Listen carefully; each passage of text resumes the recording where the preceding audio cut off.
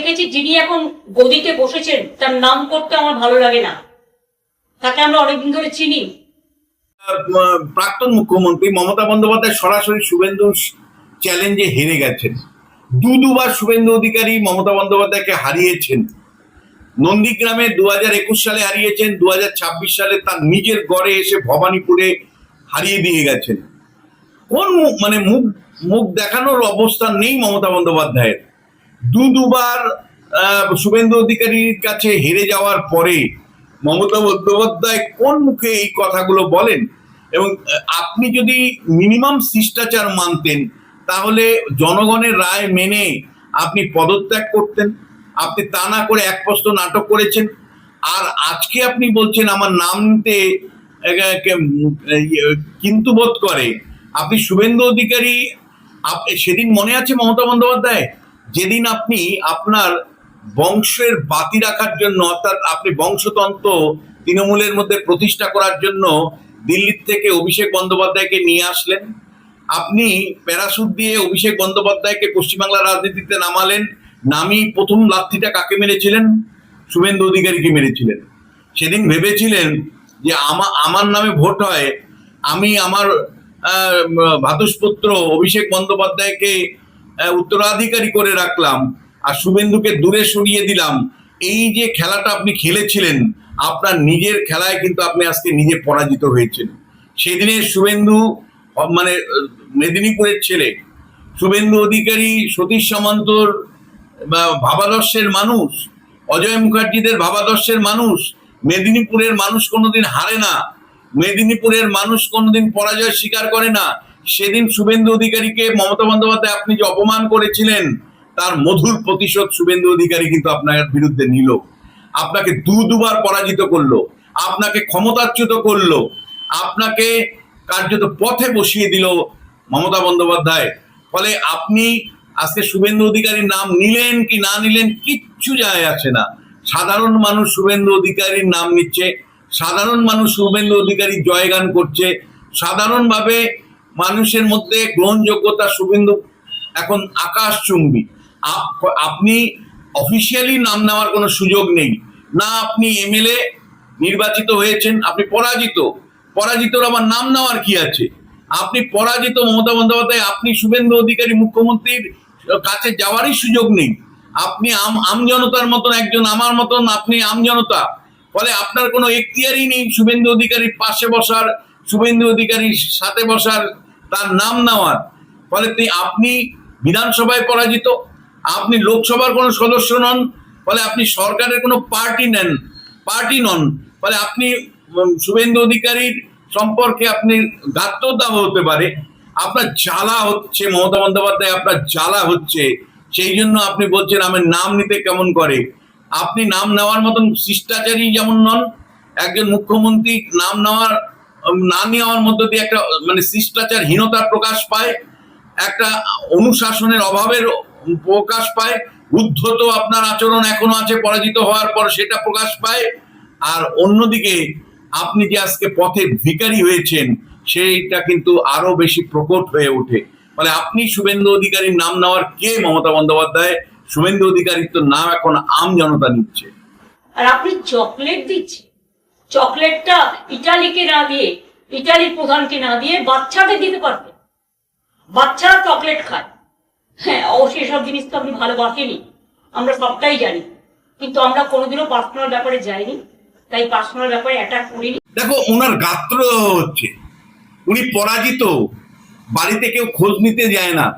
অত্যন্ত সাকরেত যেগুলো ছিল, তোষামতকারী কবি সাহিত্যিক ছিল শুনলাম, সেগুলোও তার বাড়িতে যায় না। রবীন্দ্র জয়ন্তী পালনের জন্য দিন সবাইকে ডেকেছিলেন, সেদিনও তার সাকরেতরা, তার তোষামতকারী কবি সাহিত্যিক অনেকেই যাননি। ফলে তিনি এখন নিঃস্ব।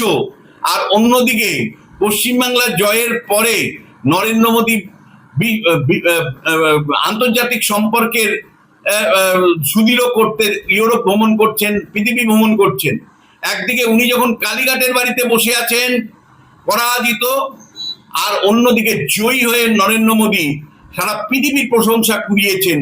আমেরিকার প্রেসিডেন্ট পর্যন্ত বাংলার এই জয়কে, নরেন্দ্র মোদীর এই জয়কে তারা ধন্যবাদ জ্ঞাপন করেছেন। আন্তর্জাতিক স্তরে নরেন্দ্র মোদীর নেতৃত্বকে সম্মান জানাচ্ছে।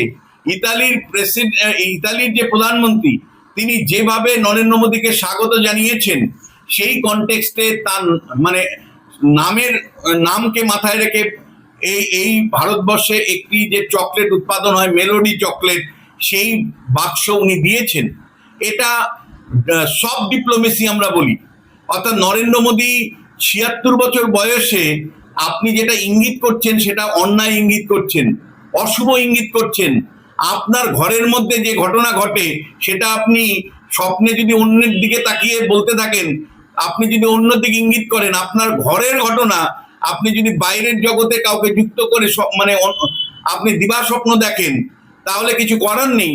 কিন্তু আমরা যারা আন্তর্জাতিক সম্পর্ক চর্চা করি, আমরা জানি এই ধরনের কোন একটা গিফট দেওয়া, বিদেশি অতিথিরা যখন ভারতবর্ষে আসে, ভারতবর্ষের প্রধানমন্ত্রীকেও গিফট দেয়। ভারতবর্ষের প্রধানমন্ত্রী যখন মেলোডির সাথে দেখা করতে গেছেন, তিনি ভারতবর্ষের অন্যতম একটা উৎপাদিত প্রোডাক্ট মেলোডি চকলেট সেটা নিয়ে গেছেন। এটা সিম্বলিক, সেটা নিয়ে চর্চা হোক, সেটা নিয়ে মানে এই সফট ডিপ্লোমেসি যেগুলো আমরা বলি, ট্যাক্টু ডিপ্লোমেসি বলি, তার মধ্য দিয়ে একটা আলাদা সম্পর্ক, ব্যক্তিগত সম্পর্ক তৈরি করবার চেষ্টা করেছেন, যেটা ভারতবর্ষের সাথে ইতালি সম্পর্ক গড়ে তোলার পক্ষে গুরুত্বপূর্ণ। ফলে আপনি সেই আন্তর্জাতিক সম্পর্কের রাজনীতি বুঝবেন না মমতা বন্দ্যোপাধ্যায়। আপনি কালীঘাটের রাজনীতি নিয়ে ব্যস্ত ছিলেন, সেটাও আপনার চলে গেছে। ফলে আন্তর্জাতিক রাজনীতি আর মমতা বন্দ্যোপাধ্যায় দুটো একসাথে যায় না। যে একজন আর্টিস্টকে দিয়ে আমি করিয়েছিলাম, লোগোটা আমি এঁকেছিলাম, আপনাদের আমার উপর রাগ থাকতেই পারে, যেটা দেখে আমাদের ছোট ছোট ভাই বোনেরা, স্পোর্টস লাভাররা গিয়ে সেলফি তুলত। এবং ফিফা যে আন্ডার-17 খেলা করেছিল সল্টলেক স্টেডিয়ামে, তারা সেটাকে অ্যাপ্রিসিয়েট করে দিয়েছিল, সেটাকে ভেঙে উড়িয়ে দিয়েছেন নিজেদের নামে স্ট্যাচু করবেন বলে। নিজেদের নামে সারা কলকাতার স্ট্যাচু করে বেড়ায়। আজকে আপনারা করবেন, কাল ক্ষমতায় থাকবেন না, কালকে অন্য যারা আসবে একই পথ তারা অনুসরণ করবে। তো আমরা তো এটা করি, আমরা তো লেনিনের মূর্তিতে হাত দিই, আমরা তো স্ট্যালিনের মূর্তিতে হাত দিই। বেশ করেছে।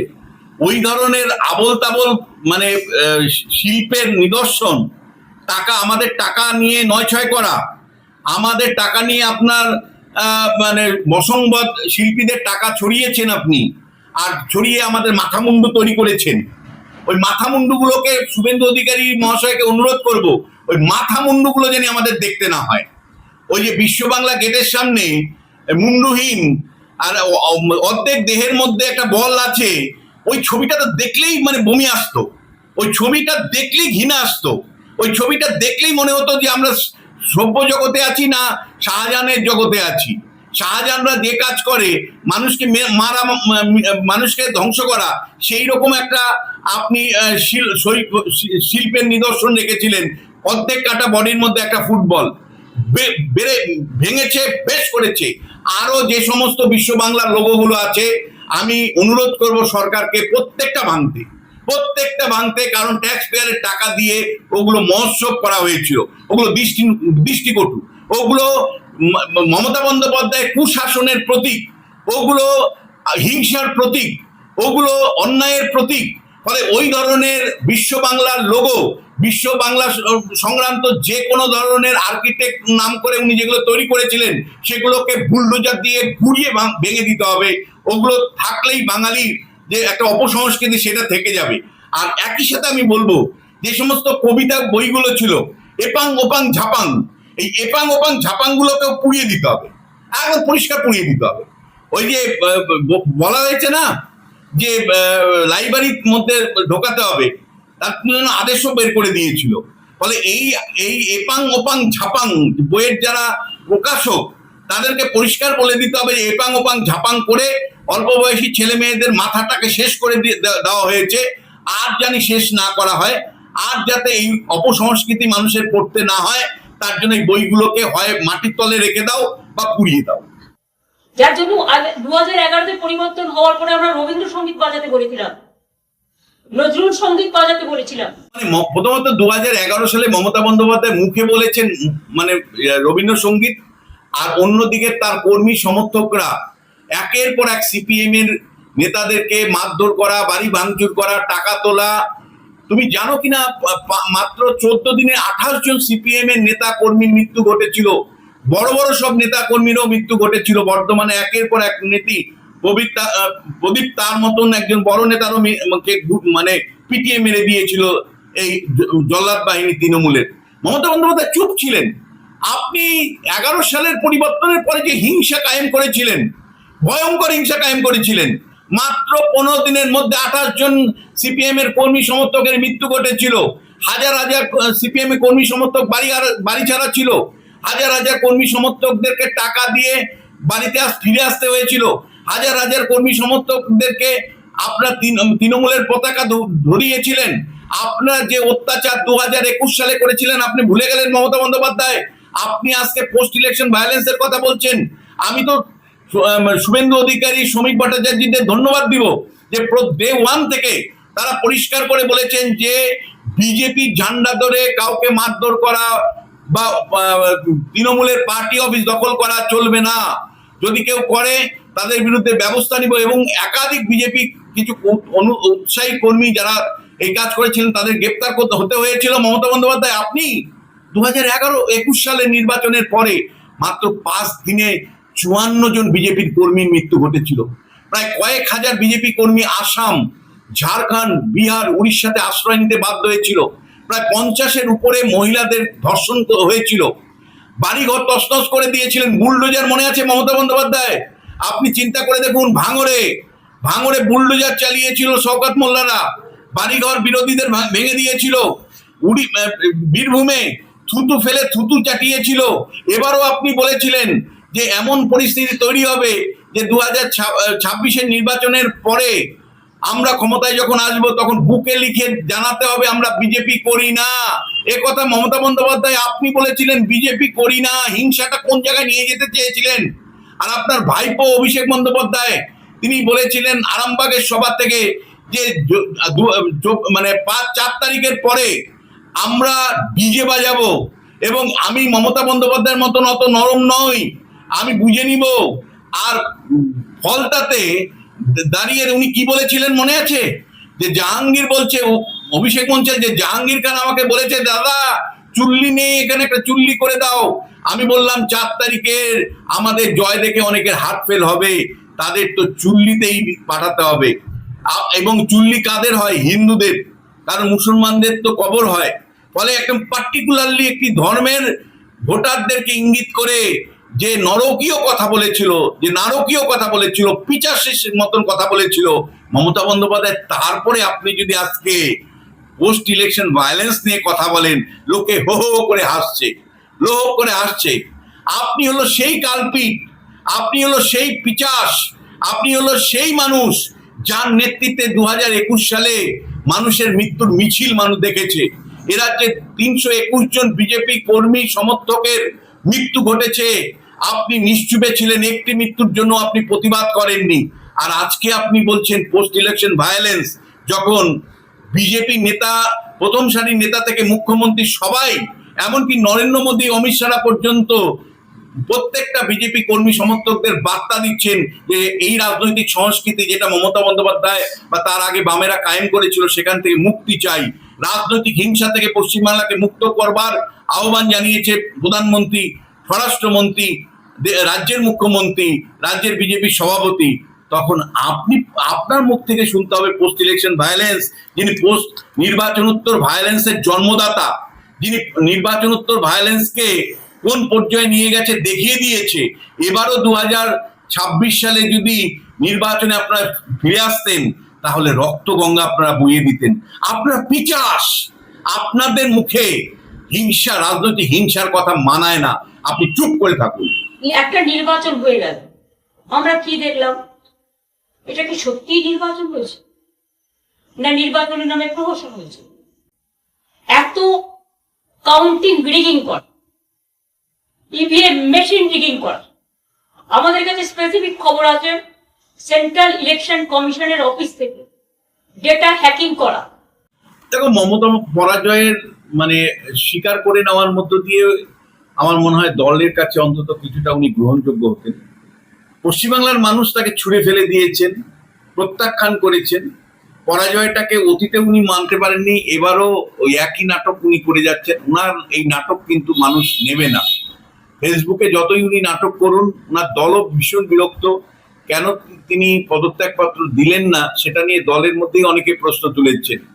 আর পরিষ্কার দলের যারা বিধায়ক নির্বাচিত হয়েছেন তাদেরকে তো আপনি বলেননি পদত্যাগ করতে, বিধানসভায় যোগদান তাদেরকে করাচ্ছেন, শপথ গ্রহণ করাচ্ছেন, তাদেরকে বিধায়ক পদে রাখছেন, আর আপনি বলছেন যে ভোট ঠিক মতন হয়নি। মমতা বন্দ্যোপাধ্যায়ের ভোট মানে নির্বাচনকে পরাজিত হলে সেটাকে অস্বীকার করার একটা অনেক দিনের রেওয়াজ আছে। 2001 সালে হয় এবার নয় নেবার তিনি ডাক দিয়েছিলেন। পরাজিত হয়ে 2001 সালের বিধানসভা নির্বাচনে পরাজিত হয়ে তিনি বললেন যে সাইন্টিফিক রিগিং করেছে সিপিএম। 2006 সালে আবার হারলেন, বললেন সাইন্টিফিক রিগিং করেছে। আবার যখন ক্ষমতায় তিনি 2019 সালে লোকসভা নির্বাচনে 18টা আসনে হেরে গেলেন, তখন বললেন যে ইভিএম মেশিনে কারসাজি করেছে বিজেপি, আমরা ব্যালট পেপারে ফিরে যাব। ব্যালট পেপারে ফেরার জন্য আবার ইলেকশন কমিশনকে তদবিরও করলেন। ফলে মমতা বন্দ্যোপাধ্যায় হারলেই কোনো না কোনো অজুহাত খোঁজেন। হারকে স্বীকার করার মতন এত বছরেও তার মানসিকতা তৈরি হয়নি। অর্থাৎ এক কথায় বলা যায় যে মানে এতদিন ধরে গণতান্ত্রিক ব্যবস্থায় কাজ করলেও উনি কিন্তু গণতন্ত্রকে কখনোই মেনে নিতে পারেননি। ফলে তার এই ধরনের রুদালি উনি ওনার দলেরও কেউ মানছে না। উনি ফেসবুক খুলে রুদালি মতন যে ভূমিকা নিয়েছেন, এটা কিন্তু সমাজের সর্বস্তর থেকে নিন্দা করা হচ্ছে। এই 20 দিন মুখ বুঝে সবকিছু সহ্য করেছে। শুধু আমি নয়, বাংলার মানুষ, তৃণমূল কংগ্রেস কর্মীরা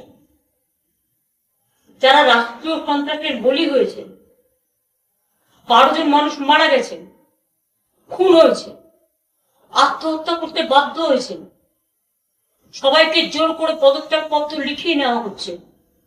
মমতা বন্দ্যোপাধ্যায়, আপনার মনে আছে গত 15 বছরে কিভাবে দুর্বৃত্তের শাসন মানুষ সহ্য করেছে? আপনি মাত্র 15 দিন সহ্য করেছেন বলছেন, আপনাকে যে 15 বছর মানুষ সহ্য করেছে। মানুষ 15 বছর সহ্য করেছে আপনার ওই ব্যভিচার, অত্যাচার। আপনি কিভাবে এই রাজ্যের দুর্নীতিটাকে বাঙালি জীবনে প্রতিষ্ঠা করেছেন, এটা 15 বছর মানুষ সহ্য করেছে। আপনি এ রাজ্যের এমএলএ, এমপি, পঞ্চায়েত সদস্য, কাউন্সিলর কেনাবেচার রাজনীতি করেছেন, সেটাও মানুষ সহ্য করেছে। আপনি সরকারি প্রকল্পগুলো আপনার পার্টি সদস্যদের, পার্টির নেতাদের বাড়িতে ঢুকিয়েছেন, তারা লুট করেছে মানুষের, জনগণের সম্পদ, সেটা 15 বছর মানুষ সহ্য করেছে। আপনাদের অত্যাচারে পঞ্চায়েত নির্বাচনে বিরোধীরা প্রার্থী দিতে পারেনি, পুরসভা নির্বাচনে প্রার্থী দিতে পারেনি।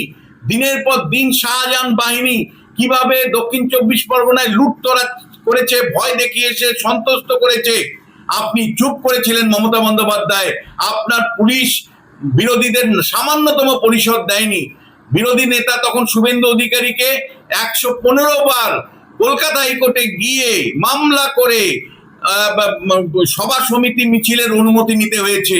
আপনাকে তখনও মানুষ সহ্য করেছে। আপনি আপনার 15 বছরের অত্যাচারের শাসন, আপনার অত্যাচারের শাসন মানুষ 15 বছর যদি সহ্য করতে পারে, আর সে আজকে 15 দিন ধরে শুভেন্দু অধিকারী মুখ্যমন্ত্রী হয়ে আইনের শাসন প্রতিষ্ঠা করবার জন্য আপনার চোর, গুন্ডা, বাটপার নেতাদেরকে ধরছে, আপনার গাত্রদাহ হচ্ছে। চোর, গুন্ডা, বাটপার নেতাদেরকে আরো ধরবে মমতা বন্দ্যোপাধ্যায়, সেটা শেষ পর্যন্ত আপনার বাড়ি পর্যন্ত ঢুকে যেতে পারে। আপনি সাবধান। আপনি যে অন্যায়, অবিচার, অত্যাচার পশ্চিমবাংলার মানুষের প্রতি করেছেন, যেভাবে আপনি বিরোধী দলের নেতা, কর্মী, সমর্থকদেরকে ঘরছাড়া করেছেন, বাড়িছাড়া করেছেন, মৃত্যুর মুখে ঠেলে দিয়েছেন, পুলিশকে নির্বিচারে দাঁড় করিয়ে দিয়েছিলেন, পুরো প্রশাসনটাকে দলীয়করণ করেছেন, আপনার পছন্দ মতন ভিসি নিয়োগ থেকে শুরু করে আপনার পছন্দ মতন সবকিছু চলতো। এমন আপনার অনুপ্রেরণা ছাড়া একটা পাতাও নড়তো না, আপনার অনুপ্রেরণা ছাড়া একটা বাথরুম উদ্বোধন হতো না। আপনি কার্যত একটা পছন্দতন্ত্র তৈরি করেছিলেন আপনার ব্যক্তি স্বার্থে। আপনি দলকে পরিচালনা করেছেন, সরকারকে পরিচালনা করেছেন, পুলিশকে পরিচালনা করেছেন, দুর্বৃত্তের শাসন ব্যবস্থা কায়েম করেছিলেন সেদিন মনে পড়েনি? আর আজকে যখন সুশাসন প্রতিষ্ঠার একটা উদ্যোগ নেওয়া হয়েছে, তখন আপনি অনেক সহ্য করেছেন। আপনাকে অনেক আরো সহ্য করতে হবে, আপনাকে আরো অনেক সহ্য করতে হবে। যেদিন আপনি চোখের সামনে দেখবেন আপনার দলটা উড়ে গেছে, আপনি চোখের সামনে যেদিন দেখবেন আপনার দলের মানে কাউন্সিলররা অন্য দলে চলে গেছে। আপনি চোখের সামনে দেখবেন আপনার নির্বাচিত এমএলএরা কংগ্রেস দলে যোগদান করেছে। আপনি চোখের সামনে দেখবেন যে আপনার বাড়ির পাশ দিয়ে লোক যাচ্ছে, একবার তাকিয়ে দেখছে না।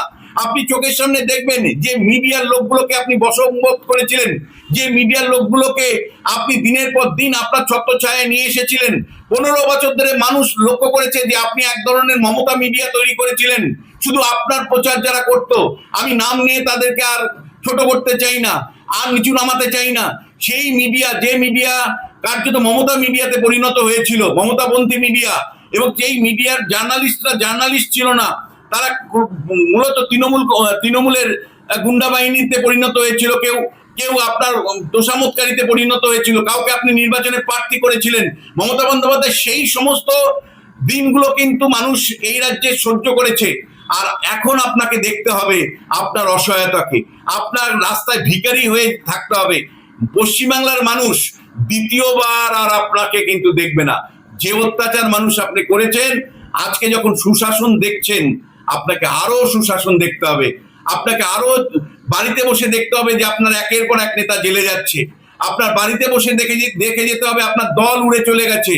আপনার সমস্ত নিঃস্ব অবস্থা আপনাকে কিন্তু দেখে যেতে হবে। আপনার প্রায়শ্চিত্ত আপনি নিজে বেঁচে থেকে দেখে যাবেন। তৃণমূল কংগ্রেস দেখলে কয়েকটা লুম্পেন চোর চোর বলে বলে বেড়াতে, কারা এরা? এরা বাংলার লোক নয়, বহিরাগত। তারা বাংলার সংস্কৃতি জানে না। আবার সেই বহিরাগত তত্ত্ব।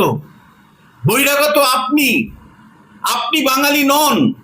কারণ বাংলার কোনো নেতা আগে দুর্নীতি করেনি। বিধানচন্দ্র রায় কখনো দুর্নীতি করেনি। সিদ্ধার্থ শঙ্কর রায়ের বিরুদ্ধে কোনো দুর্নীতির অভিযোগ ছিল না। জ্যোতি বসু বা বুদ্ধবাবুর বিরুদ্ধে দুর্নীতির অভিযোগ ছিল না।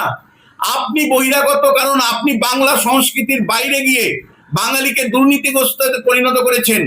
আপনি বহিরাগত, তার কারণ আপনার বাংলার সংস্কৃতিকে পুরোপুরি জলাঞ্জলি দিয়ে আপনার হলো এপাং ওপাং ঝাপাং কবিতা আমাদেরকে শুনিয়ে বাধ্য করেছেন কিনতে।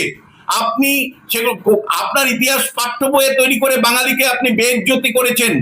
আপনি দিনের পর দিন আপনার ছবি রবীন্দ্রনাথের উপরে থাকতো।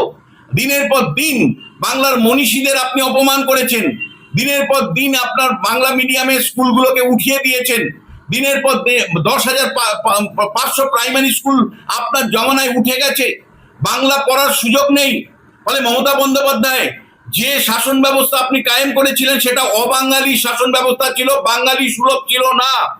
আর আজকে আপনি বলছেন যে যারা বলছে চোর চোর বলছে তারা অবাঙালি। চোর চোর বলছে কারণ আপনারা চুরি করেছেন, ডাকাতি করেছেন, মানুষের ধন সম্পত্তি লুট করেছেন। আপনারা সিন্ডিকেটরা চালু রেখেছিলেন। আপনারা যেভাবে লুট করেছিলেন সাধারণ মানুষ, সেই জন্য আপনাদের দেখে চোর চোর চোর বলে, আপনাকে সমেত সবাইকে চোর বলে। কেন মমতা বন্দ্যোপাধ্যায় বলুন, কেরালার মুখ্যমন্ত্রীর উদ্দেশ্যে তো চোর চোর বলে না? কেন আপনি বলুন পালাবদল হলো, স্ট্যালিনের উদ্দেশ্যে চোর চোর বলে না? কেন মমতা বন্দ্যোপাধ্যায় আপনি আসলেই চোর চোর বলছে, আপনার নেতাদেরকে চোর চোর বলছে? তার কারণ মানুষের গত 15 বছর দেখেছে আপনার রাজত্বে আপনার নেতা কর্মী সমর্থকরা কিভাবে চৌর্যবৃত্তিতে যুক্ত হয়েছিল, মানুষের ধন সম্পত্তি সরকারি সম্পত্তি লুট করেছে। তাই আপনাকে আজীবন শুনতে হবে চোর চোর চোর।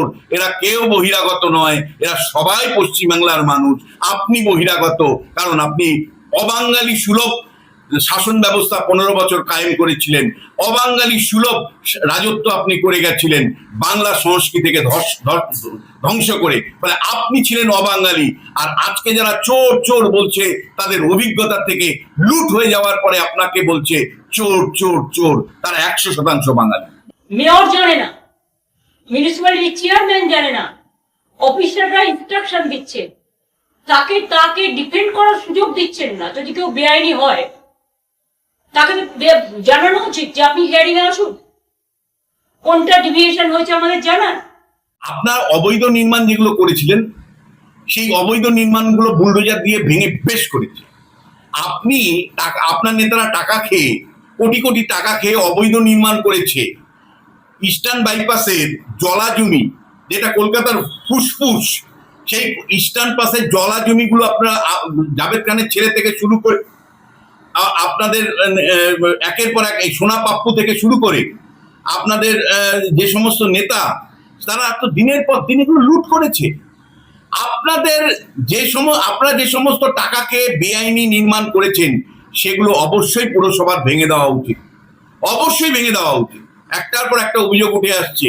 ফলে যে সমস্ত তৃণমূলের নেতারা টাকা খেয়ে বেআইনি নির্মাণ কাজ করেছিলেন, সেটা বাড়িঘর হতে পারে, সেটা অন্য কোনো কনস্ট্রাকশনের কাজ হতে পারে, সব ভেঙে গুড়িয়ে দিতে হবে। এবং যেটা করছে বেশ করেছে। আপনি চোখের সামনে দেখুন মমতা বন্দ্যোপাধ্যায় কালীঘাটে বসে বসে যে আপনার নেতারা যে টাকাকে বেআইনি নির্মাণগুলো করেছিল, শুভেন্দু অধিকারী সেগুলো বুলডোজার পাঠিয়ে ভেঙে দিচ্ছে। সেটা আপনি প্রতিদিন টেলিভিশন দিয়ে দেখুন। এবং আপনাকে একই সাথে বলতে চাই যে যে মানে লুটের রাজ আপনি তৈরি করেছিলেন, সেই লুটের রাজ কিন্তু এখন আর চলবে না। আপনি যতই ফিরিয়ে আনবার চেষ্টা করুন, লুটের রাজ চলবে না। মনে রাখবেন, বাজেটে বলা হয়েছিল 1 এপ্রিল থেকে সরকারি কর্মচারীরা ডিএ পাবে। তো আজকে তো মে মাস হয়ে গেল। বিয়ের কথা বলছেন আপনি, তো আমাদেরকে কুকুরের সাথে তুলনা করেছিলেন। আপনি ভুলে গেলেন বিয়ে নিয়ে কয়েকশো কোটি টাকা আপনি শুধু খরচা করেছেন মামলা লড়তে গিয়ে, উকিলের ফ্রি দিতে গিয়ে।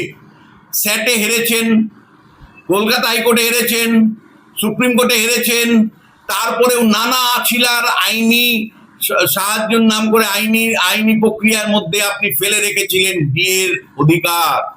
আপনি কপিল সিব্বলদেরকে, মনু সিংভিদের কোটি কোটি টাকা দিয়েছেন, ট্যাক্স পেয়ারের টাকা, আমাদেরকে দিয়ে দেননি। আপনার মুখে ডিএ নিয়ে কথা মানায়? আপনি চুপ করে থাকুন। আপনি একবারে নিকো প্লাস লাগিয়ে রাখুন। ডিএ নিয়ে আপনার মুখ দিয়ে আমরা কোনো কথা শুনতে চাই না। এবং পরিষ্কার করে বলতে চাই, আপনি যে 8.5 লক্ষ কোটি টাকা দেনা করেছিলেন, আপনি খেলা মেলা করে, আপনি ক্লাবদের টাকা দিয়ে, দুর্গা উৎসবের টাকা দিয়ে, আপনি মন্দির নির্মাণ করে, ইমাম ভাতা, মুয়াজ্জিন ভাতা দিয়ে, আপনি যে খেলা মেলা ভাতা দিয়ে যেভাবে আপনি রাজকোষ শূন্য করে গেছেন, তার বিরুদ্ধে আপনার বিরুদ্ধে মামলা হওয়া উচিত। আপনাকে জেলে পুরানো উচিত। পরিষ্কার করে আপনি যেভাবে আমাদের রাজকোষ শূন্য করে চলে গেছেন, আর আজকে আপনার কুমিরের কান্না কাঁদছেন যে ডিএ দেওয়া হয় না, অমুক করে দেওয়া হয় না। আপনি কি তহবিলটা কি রেখে গেছেন মমতা বন্দ্যোপাধ্যায়? কাজে আমার অস্ত্র আমার ফেসবুক লাইভ। আমার ফেস টাইমটা দেখবেন, ফেসবুক লাইভটা দেখবেন, পার্টির টুইটারটা দেখবেন, পার্টির হ্যান্ডেলগুলো দেখবেন। সেখানে আপনারা আমাদের যে মতামত, সেই মতামত জানবেন। আপনি ফেসবুকে কম আসুন, আপনি কিন্তু দয়া করে ফেসবুকে কম আসুন। আপনি যত কথা বলবেন, আপনার মুখের সামনে আপনার 15 বছরের আয়না তুলে ধরা হবে। আর মানুষের জন্য এই রাষ্ট্রীয় সন্ত্রাসের বিরুদ্ধে আইনের লড়াইয়ে আমি নিজেও কাঁধে কাঁধ মিলিয়ে লড়াই করব। আমি দেখব ভারতবর্ষের সংবিধান বড় না বন্দুকের নল বড়। মানে উনার শাসনকালে, 15 বছর শাসনকালে তো বন্দুকের নলই বড় ছিল। উনার মমতা বন্দ্যোপাধ্যায় যে 15 বছর শাসন করেছে, সেখানে আমরা দেখেছি যে কিভাবে তৃণমূলের গুন্ডা বাহিনী এই রাজ্য শাসন করেছে। আমরা ভুলে যাইনি জাহাঙ্গীর থেকে শুরু করে শওকত, আমরা ভুলে যাইনি উদয়ন গুহ থেকে শুরু করে কাজল শেখ বা অনুব্রতদের। ফলে বন্দুকের নল ক্ষমতার উৎস ছিল মমতা বন্দ্যোপাধ্যায়ের শাসনকালে। আর এ রাজ্যে কিন্তু বন্দুকের নল ক্ষমতার উৎস হতে পারে না। ফলে আপনি যখন মানে অন্যের দিকে আঙুল তুলছেন না, উল্টো দিকে 4টে আঙুল থেকে যাচ্ছে। ফলে মমতা বন্দ্যোপাধ্যায় যে শাসন আপনি কায়েম করেছিলেন, গুন্ডারাজ চালু করেছিলেন। পঞ্চায়েত নির্বাচন মনে আছে মমতা বন্দ্যোপাধ্যায়? এই 23-এর পঞ্চায়েত নির্বাচনও 100 লাশের বিনিময়ে হয়েছিল। মনে আছে মমতা বন্দ্যোপাধ্যায় আপনি বলেছিলেন কিচ্ছু হয়নি। মানুষ বকটুয়ে যখন ওইরকম করে পুড়িয়ে মারা হয়েছিল, মমতা বন্দ্যোপাধ্যায় আপনি কি মন্তব্য করেছিলেন? একের পর এক নারীদের ধর্ষণ যখন হয়েছিল, তখন কখনো ছোট ঘটনা, কখনো সাজানো ঘটনা, কখনো লাভার্সদের বিষয়, এই তো আপনার বক্তব্য ছিল মমতা বন্দ্যোপাধ্যায়। এত তাড়াতাড়ি ভুলে গেলে হবে না। আপনি যে দুর্বৃত্তের শাসন ব্যবস্থা কায়েম করেছিলেন, লুটের শাসন ব্যবস্থা কায়েম করেছিলেন, যে দস্যুদের নিয়ে আপনি শাসন ব্যবস্থা কায়েম করেছিলেন, আজকে যদি এই হারার মাত্র 1 মাসের মধ্যে রাজ্যের শাসন ব্যবস্থার ধরন নিয়ে কথা বলেন, তাহলে আপনার ওই দুর্বৃত্তের শাসন ব্যবস্থার ছবি কিন্তু ফুটে উঠছে।